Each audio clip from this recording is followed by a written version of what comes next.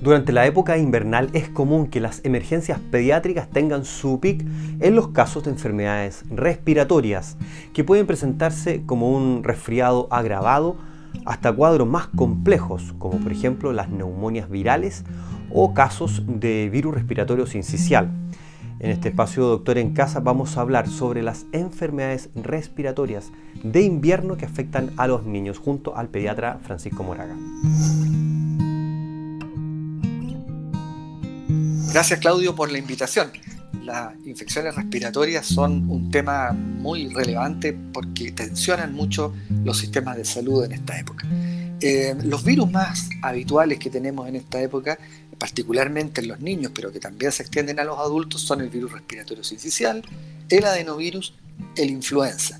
A eso se suman otros que son tal vez menos frecuentes, pero no por eso menos capaces de infectar, como son el rinovirus y los parainfluenza, entre otros.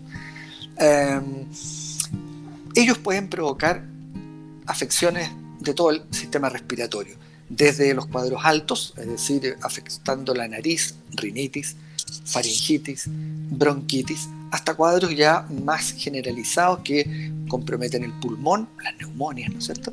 Y lo que llamamos viremia, es decir, el virus circula por todo el organismo provocando una serie de problemas como inflamación muscular y entonces nos duele todo el cuerpo e incluso, ¿no es cierto?, afecciones en otros órganos más distantes como puede ser el corazón y producir miocarditis y afecciones incluso hasta el cerebro. De manera que los virus respiratorios no solamente se limitan a afectar el árbol respiratorio, sino que de aquí pueden también afectar otros, a partir del árbol respiratorio, afectar otros órganos.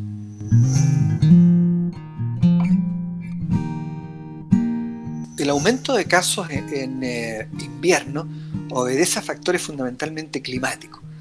Es decir, el hecho de que empiecen los fríos hace que la gente esté más tiempo dentro de las casas, estemos menos propuestos a salir y por lo tanto estamos más hacinados dentro de las casas. Ventilamos menos para tratar de mantener el calor dentro de las habitaciones y eso también hace que los virus circulen más. Tenemos también algunas prácticas que son un poco relacionadas con las características del virus. Los virus invernales tienen mayor propensión a crecer, su metabolismo es mejor con frío.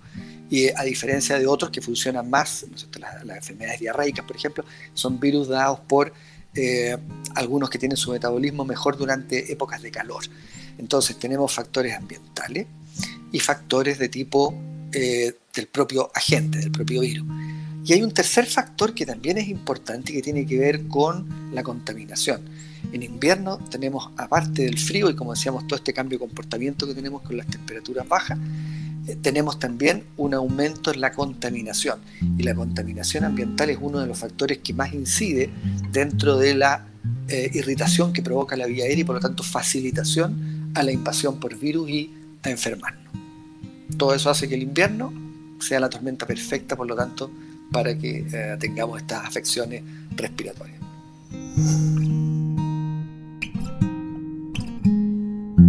Los signos más frecuentes son en general la inflamación de la vía aérea y por lo tanto tenemos mucosidad, tenemos tos, tenemos expectoración y en etapas más avanzadas, cuando se afecta en términos más graves, sobre todo el pulmón, tenemos, ¿no es cierto?, dificultad para respirar y podemos tener esto que los papás o las mamás refieren mucho cuando el hijo que le silba el pechito.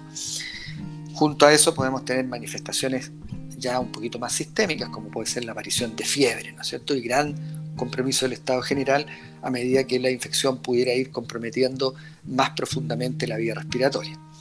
Son signos bien inespecíficos, es decir, no es tan fácil a partir de los síntomas poder decir cuál virus es y por eso muchas veces hay que recurrir a métodos diagnósticos para identificarlos, aunque muchas veces esto no es tan necesario porque el tratamiento en general no difiere mucho entre uno y otro.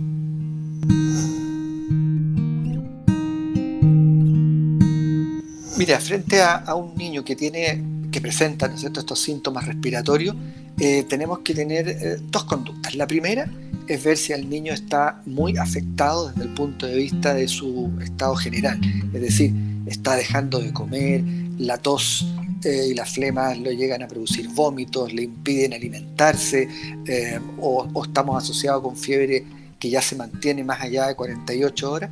Esas son cosas que hacen ameritar un control, una consulta médica. Si el cuadro, en cambio, se refiere más bien a solamente congestión alta, es decir, tenemos moquito y tal vez un poco de ruidos bronquiales, pero no tenemos una gran afectación del estado general del niño, y el niño sigue alimentándose bien y está con una temperatura dentro de límites adecuados, entonces más bien lo que importa son las medidas de casa y tener al niño, por supuesto, en reposo, con abundante líquido, evitando sobreabrigarlo y evitando también exponerlo a cambios bruscos de temperatura.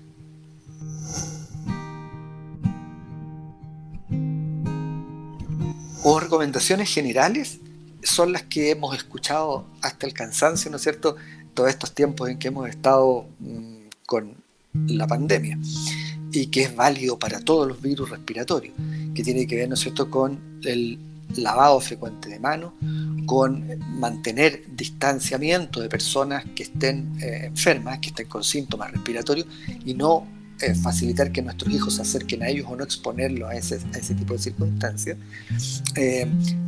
Favorecer todo lo que son sus vacunaciones, es decir, estar con su calendario de vacuna al día, porque eso hace que se vea dificultado o se vea protegido de no estar recibiendo infecciones sucesivas, mantener una alimentación adecuada y, por supuesto, dormir las horas necesarias, porque todas esas cosas ayudan a que el sistema inmunológico esté mejor preparado.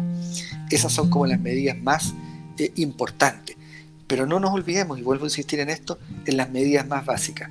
Las vacunas que hay para influenza, ¿no es cierto?, que es uno de nuestros gérmenes que más nos está afectando, y contra el coronavirus, que también, si bien no es exclusivamente respiratorio, también provoca manifestaciones respiratorias graves, como todos sabemos, y las medidas de aislamiento de higiene normal dentro de la casa.